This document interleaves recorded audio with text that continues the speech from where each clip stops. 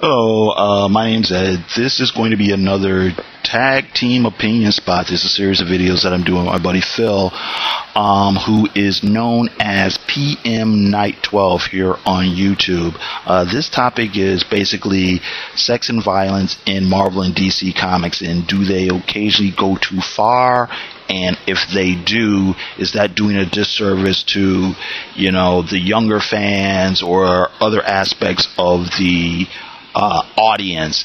My background is a little bit similar to Phil's. I've been in and out of comics for years, into the mainstream stuff, the Marvel stuff, the DC stuff. I've been exposed to stuff like heavy metal, the 70s underground comics, some of the more mature comics and vertical comics and different things like that. And I think you can do good adult mature comics. Some of them are very, provocative and interesting and intriguing and avant-garde. And some are just, very sophomoric at whatever it is they're trying to do. Some are sophomoric, but are still entertaining at the same time. So, I think there is an audience and a place for, adult and mature comics, definitely. And also, I just want to point out, if you look at some of my other videos, occasionally I will, review like a vertical comic or something like that. Or, a lot of reviews on my channel have been like, low budget action movies and things like that, and just cheesy exploitation flicks where, the whole point of it is, sexy girls and fights and explosions and things like that. So I said all that just to say I'm not coming at this from a point of view of, oh, think of the children, oh, we must censor everything, or, oh, my delicate PC, politically correct sensibilities have been offended. That's not my point of view necessarily, but I do understand people who do have that point of view, and I will say, yeah, kinda, I do want to think about the kids a little bit. It's like this, like I said, I'm an adult, I can buy any comic book I want, but at the same time, I do send comics to younger relatives, and these are like kids who are like 10, 11, 12 years old, and they want the popular stuff. They want Spider-Man, Batman, X-Men, whatever. And I flip through the comics before I give them to them, and there's been once or twice, there's been a couple times where I've been like, yeah, maybe I won't give them this one. Maybe I'll keep these two here and let them have all the rest. You know what I mean? And that's it's not that much of a dilemma, but it's interesting. You know what I mean? I'm not complaining about it. I'm the adult, they're the kids. This is what I'm supposed to be doing. But like I said, it's interesting because you're talking about these really mainstream characters, these pop icons. You know what I mean? And part of me thinks it's kind of a shame that, you have to shield kids from certain things that, 20, 30, 40 years ago, wouldn't have been a problem. You know what I mean? It's kind of interesting to me that, and I'm thinking specifically about Marvel in this instance, that once upon a time they would put out a magazine that might have something, people might have that time consider R-rated or whatever. I think it's kind of ironic that now they may reprint some of that material and it might be toned down a little bit. But here over in their 616 universe, they're getting a little bit more racy, and they're getting more daring, and they're getting more explicit with what they're doing, you know what I mean? I just think that's ironic. I think it's ironic that when when Disney bought Marvel, everybody was all afraid. A lot of fans were like, oh no, they're going to water down our comics. They're going to try to make everything kid-friendly. We're not going to be able to get the same sort of action that we used to get. And it looks like now, a couple of years later, I think, in some instances, maybe the opposite has happened, Maybe we're getting more, sex and violence, in our normal Marvel comics, like I said, in the 616 universe. I come from my basic thing is this. I like comics, and I want everybody to like comics. I want everybody to have access to comics. I want, there to be all types of comics for all type of people with all type of interests. You know what I mean? I would love it if, and we kind of do, but, I think there should be, comics for kids, for children, Then you have maybe your general audience comics where anybody who's 8 years old to 18 to 58 can enjoy. And then over here you have your maybe more mature comics where if an artist or writer wants to tackle a controversial subject matter or get a little bit more explicit or do something more avant-garde or whatever, or just do raunchy good time for the sake of having a raunchy good time, I think, as an artist and as writers, they should be able to do that. And as audience members, as consumers, we should be able to enjoy that type of material if that's what we want to enjoy. I think it becomes problematic where certain things that would maybe be considered a little bit more mature all of a sudden starts kind of sliding into material that was originally thought of as general audience stuff, you know what I mean? For the last several years, you get people talking about the depictions of, women, and I'll say specifically women, body forms in superhero comics, where, everybody's got giant boobs and are all bending over weird, and all of a sudden their suits go from being sexy suits to being stripper suits. And yeah, I know it. There's been beautiful women in comics since forever, since the beginning, before any of us were born. I understand that.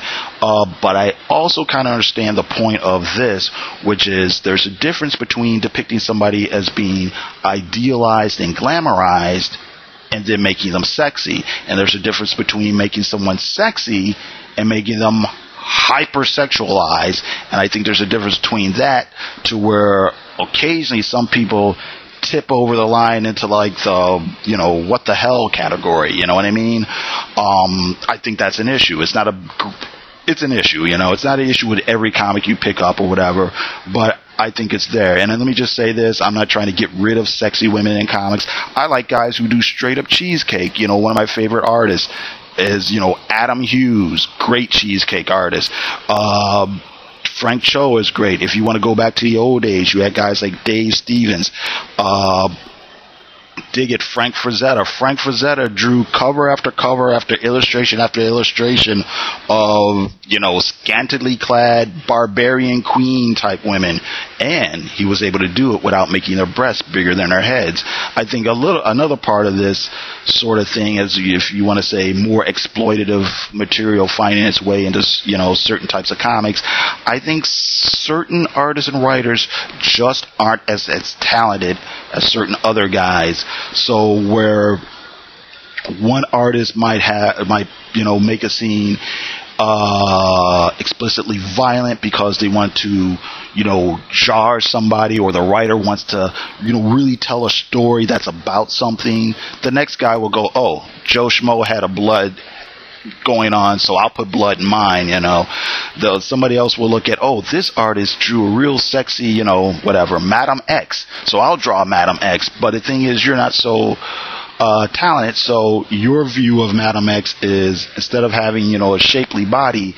she's got, basketball tits, She's got basketball tits and cleavage that goes past her navel, you know what I mean? And hey, there's a few artists that can pull that off and make it work. Not everybody can, you know what I mean? So I understand that argument, and I understand it from, like I said, from what I'm saying, it just seems to me some of these editors are either letting it through, or I think in some cases just encouraging it, because some people just have run out of ideas. They don't know what else to do for Hero Man or Captain Hero or whatever. So instead of coming up with a brand new story or whatever, it's, we'll have somebody die or get killed, and they'll do it in the most unimaginative ways, and just cheap shock value, and girlfriend Mary Sue, goes from being, like I said, the pretty girl next door to looking like a hooker or whatever. And everybody will say, oh, well, this is for a mature audience or it's an older audience. And like I said, yeah, that's true. But, is it being put in there because they've got something to say about, love or romance or even, casual sex? Or do they put it in there just because they think you're stupid to buy it because it's got somebody with big tits in it? You know what I mean? That's kind of what I see in some of these things. Some things are great. They're fine, whatever. Some things, I don't know what's going on, and like I said, and getting back to the whole thing of the audience, I mean, that's fine. That's great. I'm glad that the audience has gotten a little bit older, but, that was working just on that segment of the audience for a while.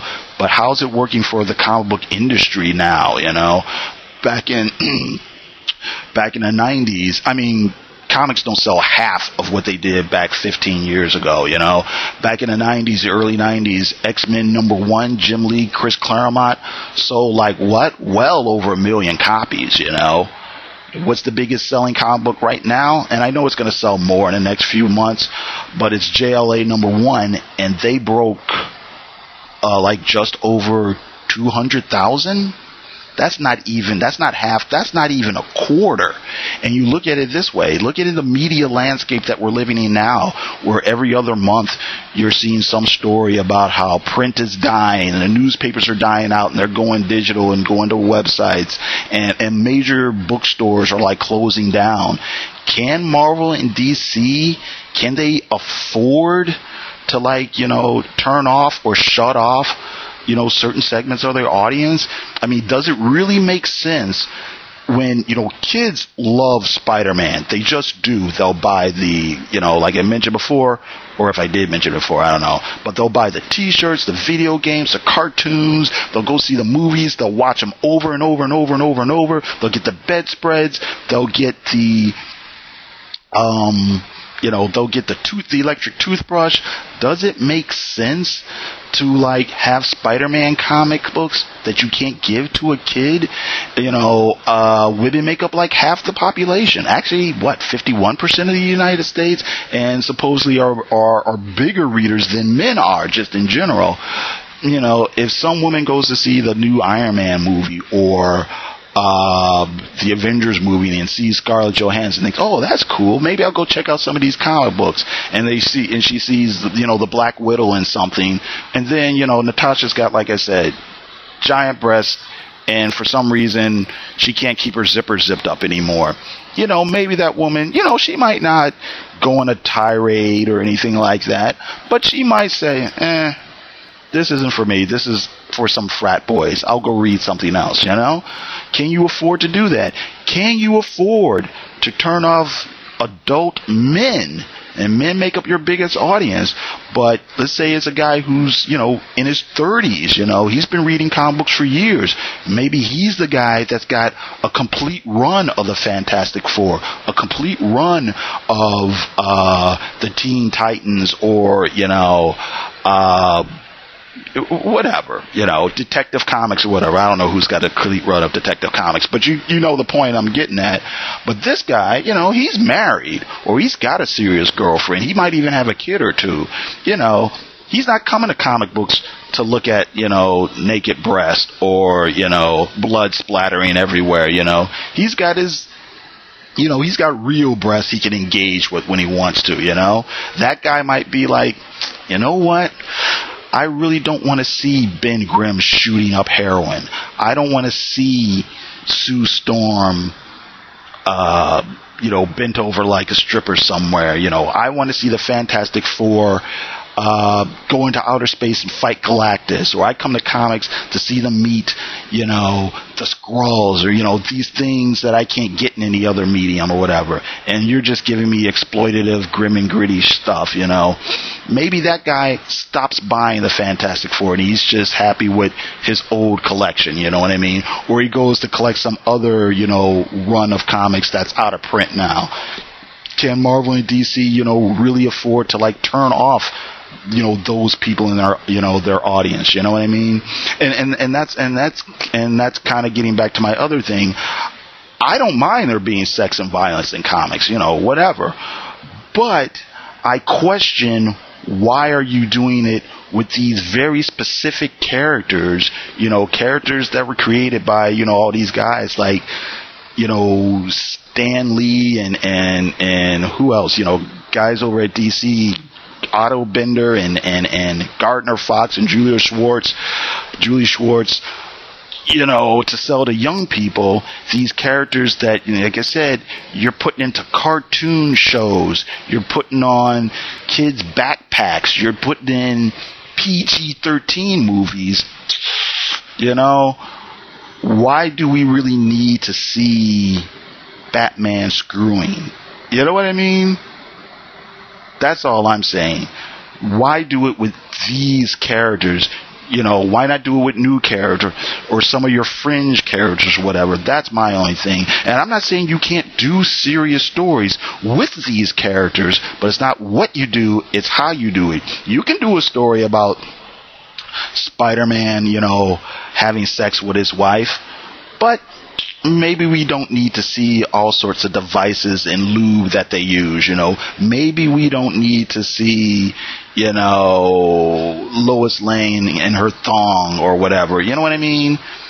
It's still Spider-Man, and having Spider-Man, do something weird and explicit doesn't automatically make Spider-Man now an adults only character. It just makes you have a comic book that has Spider-Man in it, a character that kids love that you can't give the kids.